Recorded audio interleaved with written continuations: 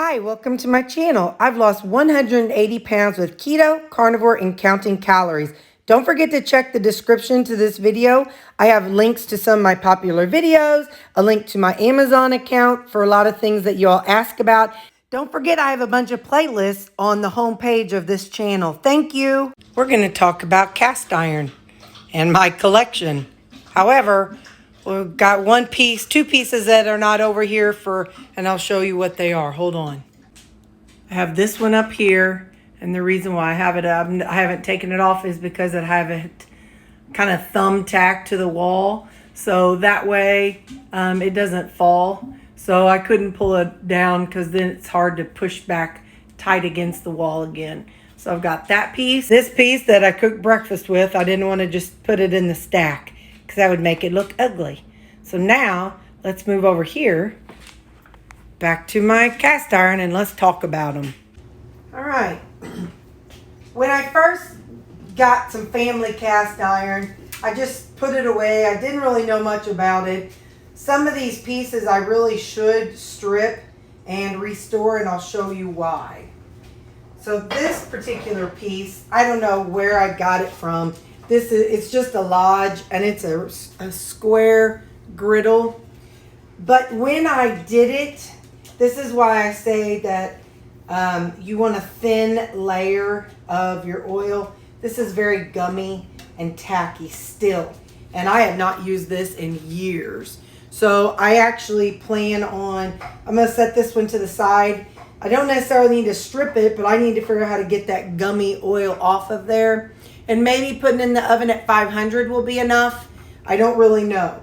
But I don't want to strip everything off. I just want to get that excess gummy oil, too thick oil off of it. So, but this is a griddle. So, you know, you could cook a steak or something and it'll give you those lines. But like I said, this one it needs some work. This is another square pan. So I don't know where I got a lot of these from. Some of them I got at various places. So this one, if I can angle it, you can see that somebody went in with a wire brush, electric wire brush. There are brush strokes that are embedded in the iron. Either that or else this is so old that happened when they made it, which I don't think is the case. But there's even some along the edges too. Kind of hard to get it angled just right. But anyway, so this one is another square pan. And like I said, some of these they could stand to be redone, but I'm not at that stage right now. So I don't know where this one came from, but this is a square one, another square one.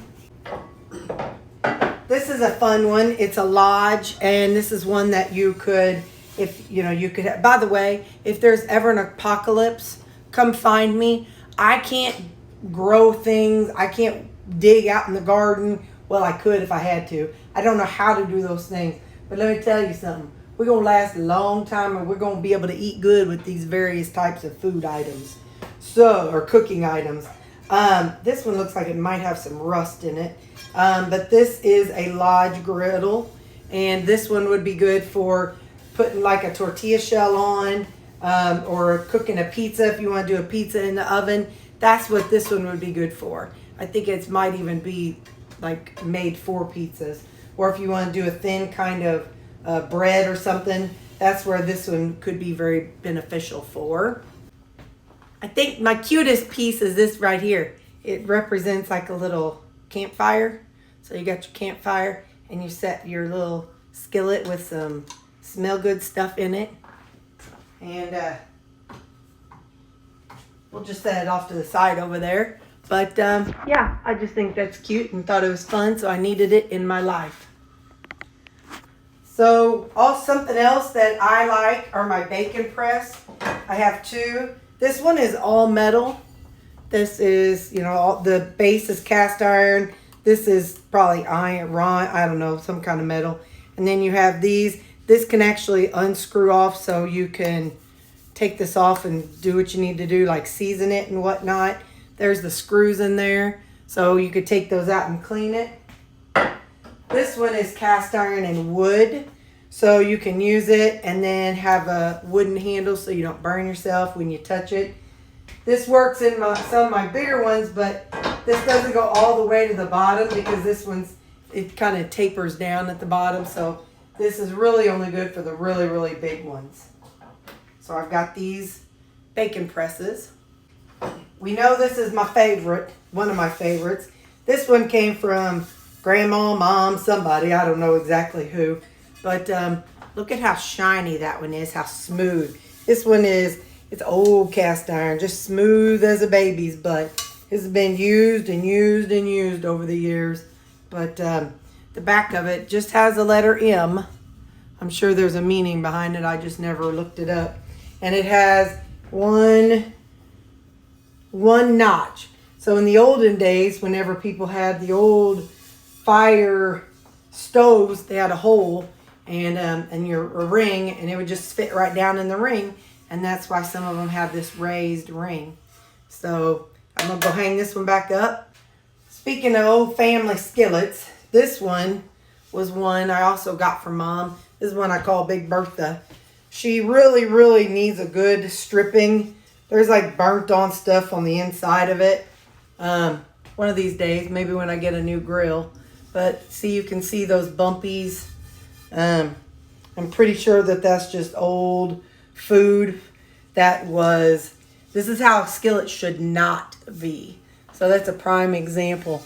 And maybe that's just raised in the, I don't know. I really think that this one just needs stripped. I do not think that that's raised from the skillet itself. So probably sometime this fall, I'll strip this one and get it back down to bare iron and re-season it. This one also has the ring. Doesn't have any notches in the ring, but it has a ring and it says Made in USA, number 10.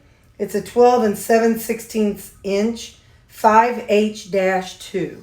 So it doesn't say the brand, but this one was definitely my grandma's, if not a great grandma. I have several different sizes of these smaller skillets. These, I don't think any of these came from family. I got these whenever I was just out and about looking. Like this is a 6.5 inch skillet, 6.5 inch skillet, and a 3X skillet. I don't know, 3X. So, well, I'm sure the 3X meant, some of them, my understanding is some of the old ovens came with their own set of skillets. So this might have been one that came with a specific oven. I don't really know a lot about them, but all I see, the only marking is a 3X. It's not Lodge or any other name brand. So these are all 6.5 inch skillets. Then the next size up that I have is, like this is a number 5. You can see this has a number, let me see if I can turn it, number 5 on the bottom. This has a raised ring and it has 3 notches. I read somewhere that 3 notches was a specific brand, but I don't know what it was. But anyway, if you know a lot about them. But so this is a number 5. This one is a Lodge. So this is definitely a newer skillet. You can see that this one has the bumpy texture on it. I heard somewhere along the line, can't say it's true, that when Lodge seasons, they use a spray-on seasoning, and that's why they're bumpy. I don't know how accurate that is. And this is one, it's again a number 5, so it says 8 1/8 inch. So number 5, made in the USA. This has a raised ring on it, and this one is smooth inside.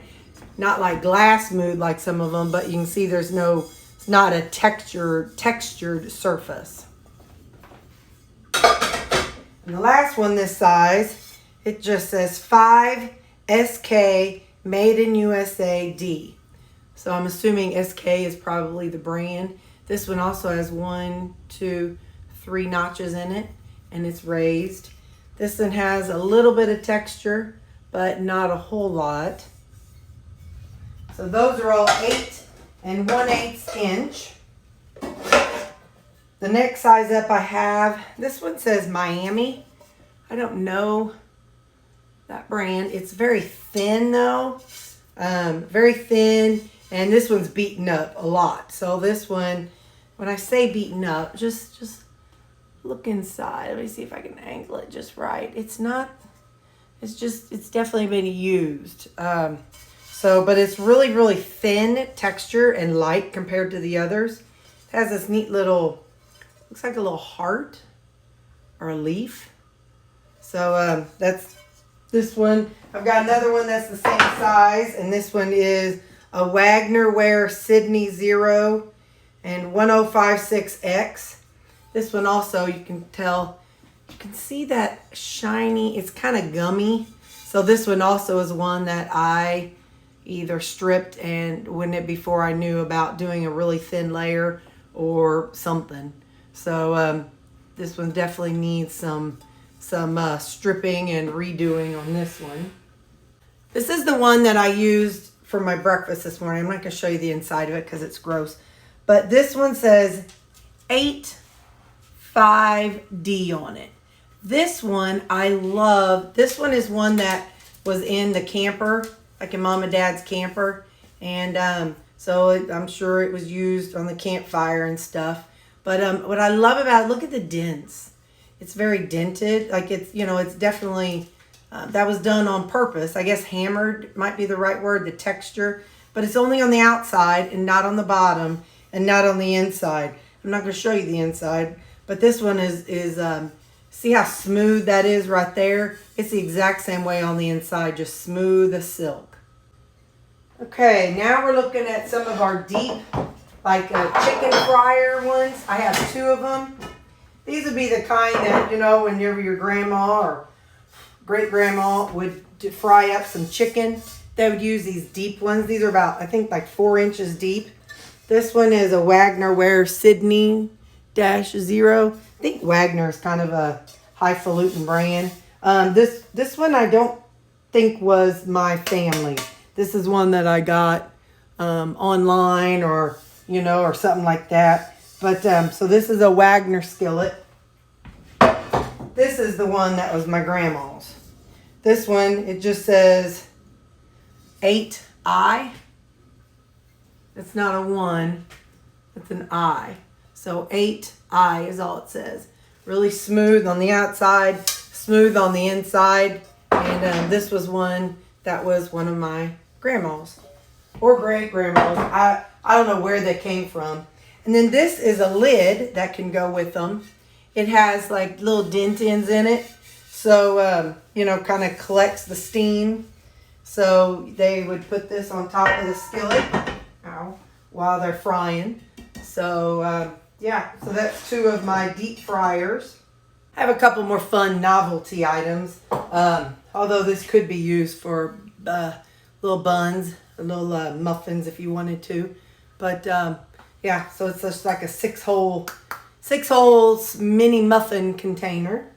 And this one is a just a old teapot looking thing, and I just bought this because it's cute, and I just set it up on the shelf. And let's see if it's anything on the bottom. Nope, but I bought this new in a store, just one of them old-timey stores. And so I got this, and I just thought it was cute, so I set it over here on my shelf. Another fun novelty item, and this is another one I need to strip. This is a Tex Sport, TEXSPORT. This one I really need to strip and clean out. You can see there's some rusty stuff in the bottom of it, and the back looks kind of rough. I don't know if I bought it or what, but it definitely needs stripping and some TLC. This could be used as it's a wok, so you could use all kinds of things for it. So there again, looking at the bottom, it definitely needs redone. So the last thing I'm going to show you is my Dutch ovens. This is a hanger. You would hang this over fire. There's a long chain and a short chain, and at the end of it is a hook. You can, so if you're grilling something, you can hang your food from the Dutch oven. So if you have this kind, is not made to have legs. So you could either set it up on a raised area like that, or you would hang it from this tripod. And the other one, you could do that also. So this is a tripod for hanging your Dutch ovens. Now with these Dutch ovens, you know, this one is made to be sat like on a grate, so over coals. So, you know, I don't know that this is made to cook on, but if you're at a campfire and, you know, they have that grate, you can set this directly on it. You can set it directly in your coals. Then you got a lid that you can put over it. That's what that's for. And if you have the lid on it, you know, you use something like this, and you take off your lid, and you can set it right there on a stand. So that's this kind of Dutch oven. This one's good if you're gonna, you know, cook a roast in your oven or something like that. You know, like in your actual oven. So if you need, you know, a Dutch oven, you can use that. Or this one. This one's a little different. I wanted this one because if something goes wrong in the world, you can actually, I printed off a baking temperature chart for Dutch ovens cooking. So it's a number of how many pieces of charcoal you need. So if you have an 8-inch skillet and you want it to be 325 degrees, use 15 lumps of coal. Then 350 is 16, 17, 18, 19, 20. So the number of pieces of coal is how you affect your temperature. And then baking temperature is taken from regular cookbooks, sometimes referred to slow, moderate, high. So what you would do is you could put, oh, I see, top, bottom. So top and bottom. So you could put, I don't know, I'll have to look it up, but you'd maybe put 15 on the bottom. And this one is designed, I got this one on purpose, so you can put coals on the top of this one. So because this is a 12-inch oven, right there, it would be 23 coals, 25, 27, 29, 31, 33. Like I said, I'm not sure if that means on top and bottom, or because it does say top/bottom. So anyway, I got this from a Lodge cookbook. But anyway, so this is the kind of Dutch oven that you would take, and it's raised already. It has legs on it. So you can see that there's legs. So you would put coals underneath it and coals on top. So you can go back in one of my very, very, very first videos. I did make some, I don't remember what it was, some kind of like Salisbury steak type thing. And I did coals with it. So you can see how I did that if you want to go back and take a look at it. Again, you're going to have to go, well, I think I might even have a cast iron playlist. You can look and see if I do. But anyway, so that's my cast iron skillets. That's what all I have. That is why if there's an apocalypse, you want to come find me. Okay. Thanks. Have a good day. And my last piece of cast iron I forgot to show is my Lodge charcoal grill. I've never used it, but I have it. So it has like, this is where, you know, you can add more coals. This down here is the little door that you can slide and allow more air to get through to the coals. I still don't understand how that works. This is the top of it. Down in here is a little bed where you put your coals, and then they go underneath there, or they sit there, and when it's all done, it all goes to the bottom. So that is the end of my that's the end of my cast iron stuff right there. I forgot to show you all this one.